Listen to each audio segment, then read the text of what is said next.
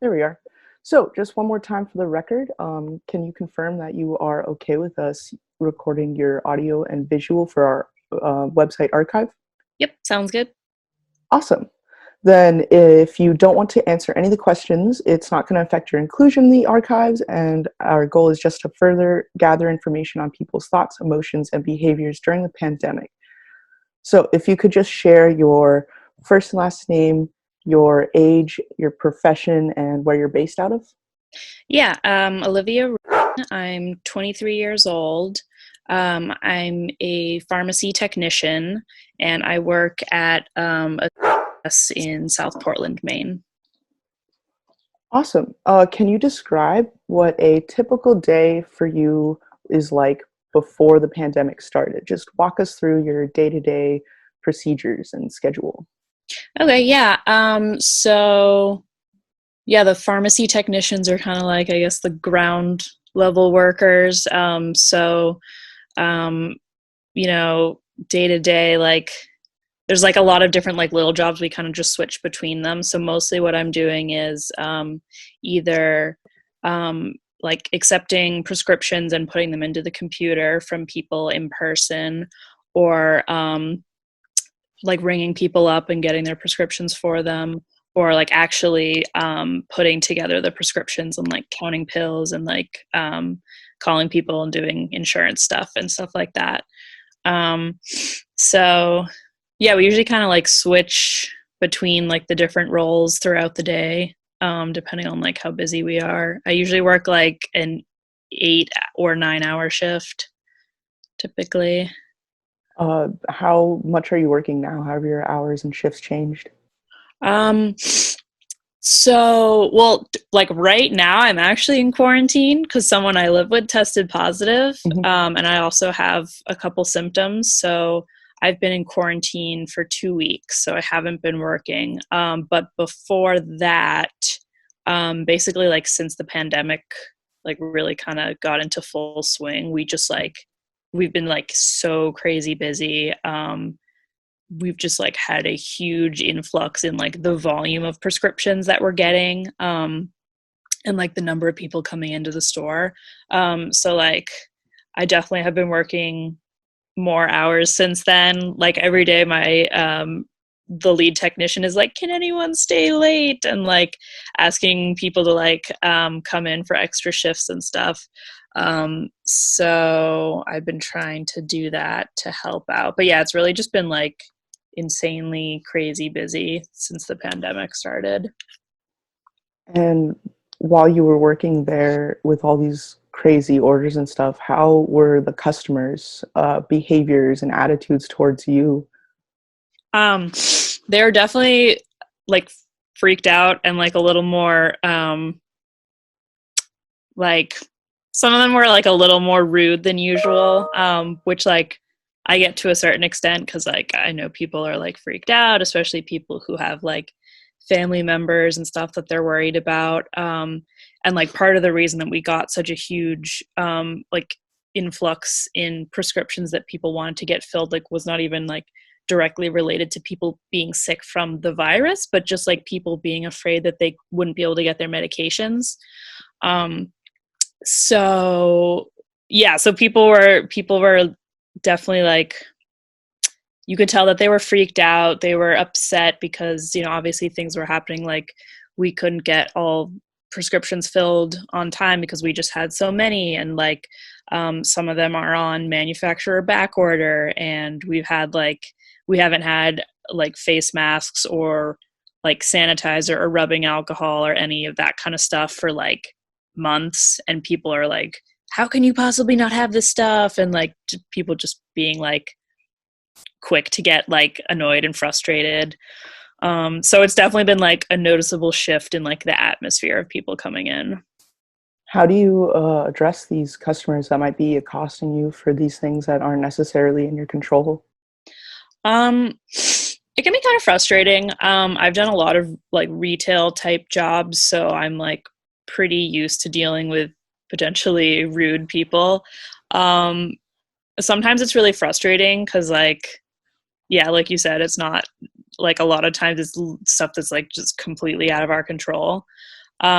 So, but I try to remember that, I don't know what's going on in their life, and like maybe they have someone in their family who's sick, or, maybe they lost their job because of the pandemic. So I try to just be understanding of that, like, possibility. And I guess just mostly what we do is just like try to reassure them and just, apologize and, um, yeah, just let them know that we're working hard and trying to help everyone out. And there are some people who are really nice. Like there are some people who are like, I just want to let you know, like, I know you probably don't really have a choice, but I wanted to let you know, like, I really appreciate you working. So it's always nice to hear that from people.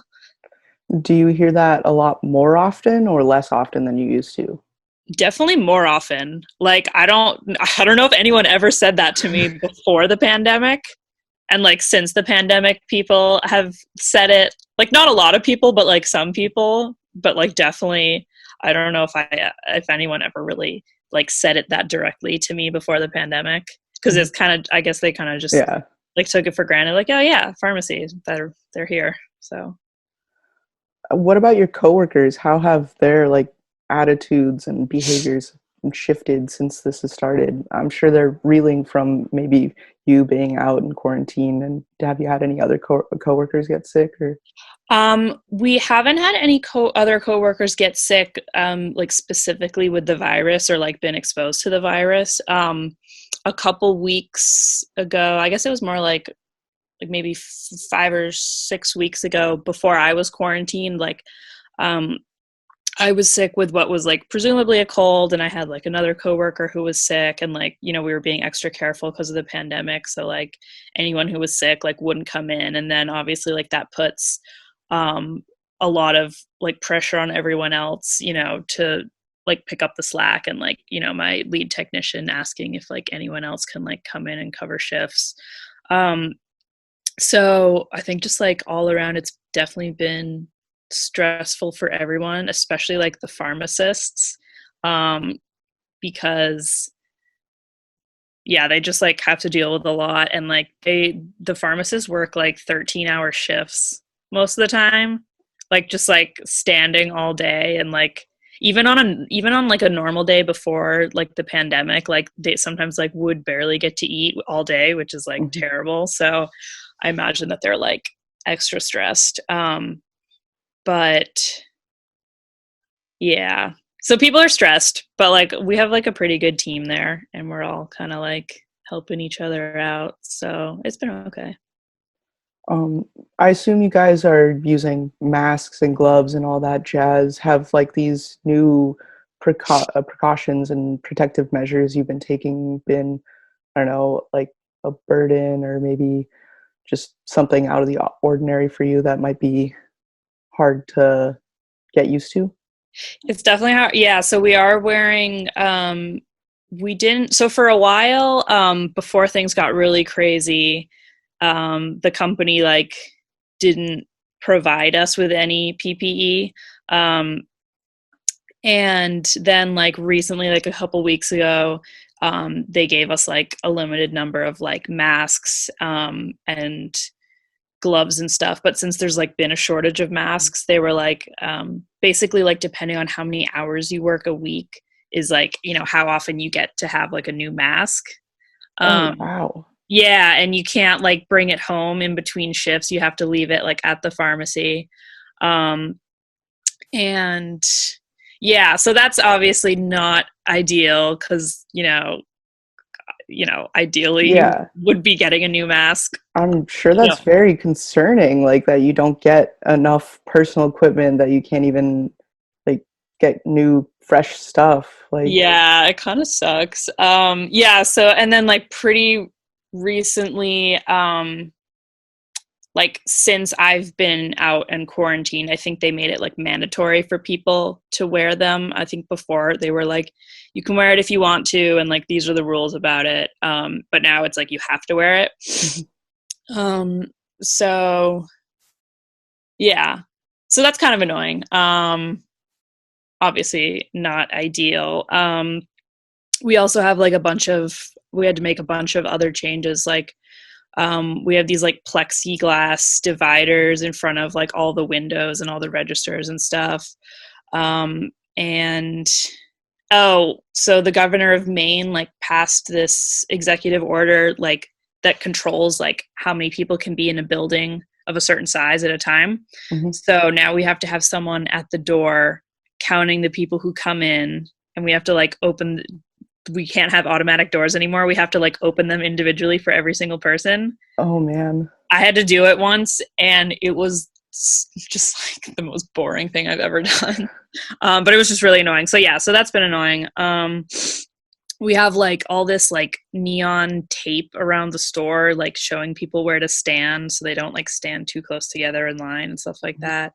And because of all these changes, like the customers are like grumpier and they're just, man, why do we have to do this? And like annoyed and stuff like that. So that like doesn't really help. But so yeah, it's definitely been like super inconvenient. How difficult is it to get customers to follow these guidelines? I'm sure you have to like call a few out every now and then, right?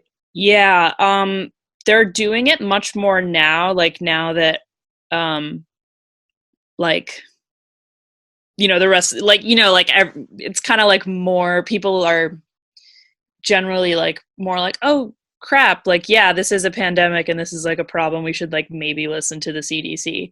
But like a couple weeks ago they just like weren't paying, either they like didn't pay attention to like the signs and stuff, or they did but they just like didn't care. Hmm. Because there would be people who would just be like coming, before we had the plexiglass, there were people who would like just be coming right up to the window and like leaning in, and we'd be like, yo, can you back off? And yeah, so we've definitely had to like ask a couple people, just like, I don't know, just like remind them to like step back and stuff like that. um yeah. How like how is your personal experience on the other side of that then? Like when you go into the grocery store or to the pharmacy, how do you feel when you have to, I don't know, be aware of other people? Yeah, it's interesting. It's weird.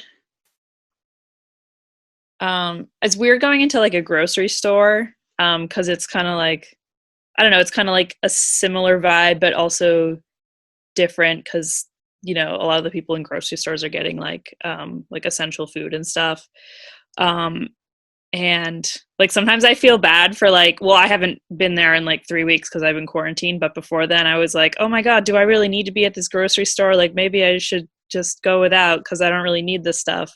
um and then like and then I feel bad for the workers there because I'm like, yeah buddy, I know what it's like, it kind of sucks. So but yeah, that's been kind of weird to like be on the other side of it. I mean, it is hard to um it's just like you have to like change a lot of what you just like normally do without thinking like, oh, I'm just going to go stand in line. It's like, no wait, you have to like think about all this other stuff. So like I definitely get why some people like are just sort of like oblivious to it, or don't think it's that important or something. If there was anything that you could have known or maybe told yourself a month ago, like before this happened, something that would have helped you get through this or something you wish you knew, what would it be? Like, what would you tell yourself? Hmm. um I don't know. I haven't really thought about that. I guess I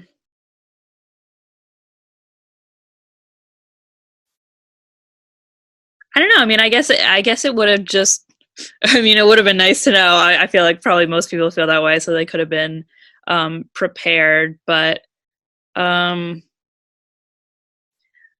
I mean, I'm kind of in the position where I'm not like worried about myself so much, just because like I think a lot of young people are not worried, because like Mhm. if you're like young and healthy, like even if you get it, like you're like most likely going to be fine. But like the real concern is like if you spread it to other people. Mhm. um so I kind of was going somewhere with that and don't really remember.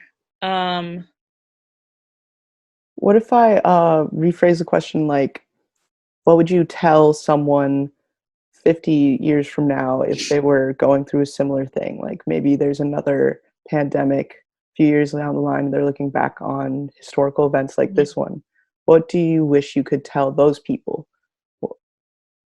I guess, yeah, that makes more sense. I guess I would probably tell people to take it more seriously early on. Like even I myself, before it became obvious that it was a really big problem, like when it was still just in China and people were like freaking out about it already, and I was kind of like, okay, you're being dramatic. Like it's not even here. Like people are freaking out, and then it became like a really big problem, and I was like, oh no.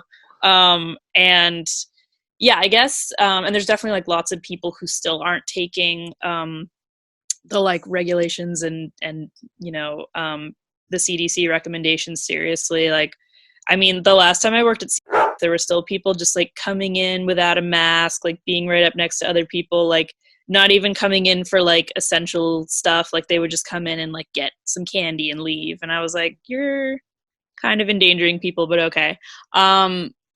So yeah, so I guess I would tell people, I don't know, I wish people had taken it more seriously earlier, because we probably could have like, I mean, it would still be a big problem, but it probably wouldn't be as big of a problem as it's become. Mhm. Just because, I mean, you kind of need everyone to sort of follow the guidelines, or Yeah, it's not really going to work. So yeah. yeah.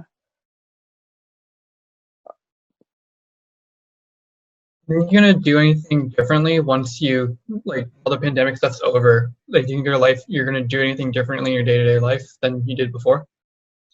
Um, I don't know. It's weird. I feel like I'll probably be, I guess, just, I don't know. I feel like already I'm just kind of like more aware of like, there's a lot of ways that germs get spread that like people don't really like, I haven't cared about in the past. Like I've been like, oh, whatever. But then it's like, oh, probably like 1,000 people touched this gas pump before me. Who knows? Um, so like, I've never really been like freaked out by germs, but just kind of like this, just sort of like thinking about, it's kind of crazy, like how germy everything is, I guess. But I don't know. I feel like once the pandemic, whenever it like calms down, I feel like a lot of people will just, I don't know. I feel like it'll just sort of feel like things go back to normal and people will forget about it. And yeah, I don't know. But it's weird. It's kind of surreal. It's kind of like a weird outbreak movie or something. So, yeah. So you mentioned earlier how one of the new things you guys are doing is like opening the door for every person that comes in. On the whole strain with the whole germs thing, because you no longer have the automatic doors, don't you think that that might also in and of itself pose a problem if you're opening the door for every person that comes in and out of your store? Yeah, I was okay. So, um a couple of weeks ago when I found out that someone in my house was going to be tested, I like told all my supervisors, and they were like, okay, you need to call like the HR like response line. They have like a COVID line like specifically for issues about the virus. So I called them, and of course was on hold for like an hour before I finally got to talk to someone. And then she talked to me for like 2 minutes, and I told her the situation, kind of assuming that she would be like, yeah, don't go into work until you have the test results. And she was like, oh, it's fine. Like if you don't have any symptoms, like we're not going to have you quarantine. We're just going to have you go to work. And I was like, wow, that doesn't seem right at all. Like I was like, I'm kind of really uncomfortable with this. And I told my pharmacy manager, and she was like, yeah, I totally get why you're uncomfortable. And I was like, like I still have to come into work, like. And she was like, yeah, here's what we're gonna do. Instead of like working in the pharmacy, we're gonna have you be the door person. And I was like, what? That's even worse. Now you're coming in contact with With every literally single every person. person. Yeah, exactly. And I was like, okay, Fine. Fine. So I wore like a mask and I wore gloves all day and just sanitized the door like all the time and stuff like that. But I was like really kind of pissed off Yeah, at that must be HR. really frustrating. Like Yeah, like I I was yeah, I'm that still pissed about it. that's wild. They're endangering their customers. I know. I was like completely shocked that they still wanted me to come in. And yeah, so then and then like 2 days later or yeah, like no, it was like 1 day later we got the test results and they were positive and I called them back and I was like, "Yeah, they're positive and like you told me to go into work." And they like were like totally unfazed. They were like, "Okay, well, we're going to have you go into quarantine now." And I was like, "You're kind of a little late on that." So, That's wild. I can't yeah. imagine that. They Interesting. have, they have let you not go to work if you're like, yeah, I don't want to go to work and like get people sick possibly, or do like you have to go to work. I don't know. I feel like I probably could have made a bigger deal out of it. Maybe I should have. I was just like really thrown off. And I did tell my pharmacy manager, I was like, I don't really, I was like, this seems weird to me. Like, I don't really feel comfortable with this. And she was like, yeah, I totally get that. It was like late at night. So she was like, let's talk tomorrow and we'll like think of a plan. Um, and I was kind of like, I mean, I also felt bad because we've been like so short staffed, like even, like we're a really busy pharmacy, like anyway. So, like I just felt bad because we've just been so short staffed. But I probably should have been like, no, I won't come into work. I don't know what they would have done. I mean, yeah, I mean, I guess they can't make me, but yeah, I guess that ship sailed. But I honestly don't know. I don't know what they would have done. Because I kind of felt like they were sort of placating me and being like, yeah, I understand. Like we're gonna like come up with a plan and stuff. And yeah, I probably should have just not gone in, but like I don't know. How how was the transition from, working and then getting this positive test result and then having to come home and quarantine with your family? How was that like? It's been really weird. It's yeah, I don't remember the last time I had this much free time and like nothing to do with it. And it actually kind of was like nice at first. I was like, yeah, I'm obviously not happy that we're quarantined, but like, okay, I wouldn't mind a break from work. Like, that's kind of cool. And I'm very, very lucky because it's actually like recently instituted a policy where they're giving 2 weeks of paid sick leave to all their employees who have to quarantine. Which normally part-time employees don't get paid sick leave. So that I feel really grateful for that. Um, but so I'm definitely like very lucky that I get to be home and I don't have to be like worried about my financial situation because I'm getting paid at least for the first 2 weeks. Um, so like in some ways it was kind of nice for the first few days because I don't know, it kind of felt like a mini vacation in a way. And I mean, after like things being so crazy at work all the time, it was definitely nice to like have time to do nothing. But also, like, really quickly, it became like, I don't know, just like mad cabin fever, I guess. Um, and yeah, because I guess you don't even really realize like how much like even just like leaving the house for like an appointment is like nice. Like when you're stuck, when you're like in your house for like it's been like let's see, it's been like 2.5 weeks since I've been here. Because like technically the 2 weeks is up, but I started having symptoms, so they want me to quarantine longer. So yeah, it's kind of been like mentally taxing just because it's like it's honestly really kind of lonely and just like boring. And I don't know, I really like want to leave and go back to work. But so yeah, it's been weird. It was like a really dramatic change, like very suddenly. So now that you don't have work to occupy your time, what are you like doing to try to cope and stay sane? Well, one thing I am happy about is I like have more time to kind of get back into some of my hobbies that I, have sort of been neglecting for a while. So I've been like, I play music, so I've been like playing some guitar. Definitely been like binge watching some Netflix, trying to sort of like work on some projects that I've been putting off and dealing with stuff like, financial stuff and paying student loan stuff. And yeah, basically just trying to like do stuff, the kind of stuff that's like been on my to-do list forever that I just like haven't done. But like even with all this free time, I'm not really doing it.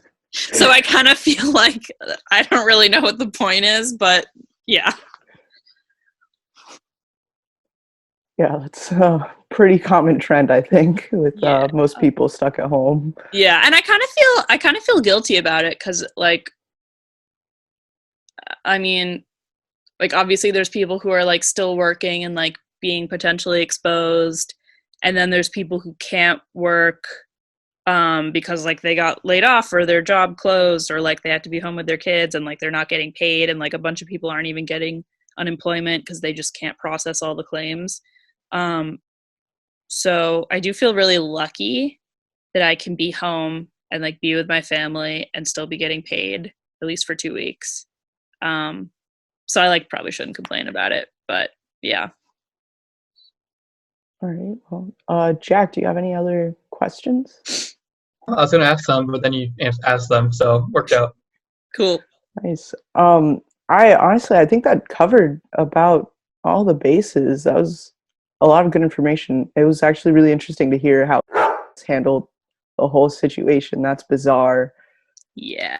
Like I thought they did some good things. Like I was really happy that they like decided to give us paid sick leave and like, they made some changes like in the store that I was like, yes, that's good. Glad you did that. But then that whole thing, I was like, I've just lost faith in you now.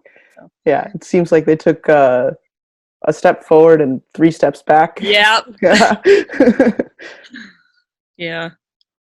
All right. Well, thank you for speaking with us. Yeah, no problem. It was fun.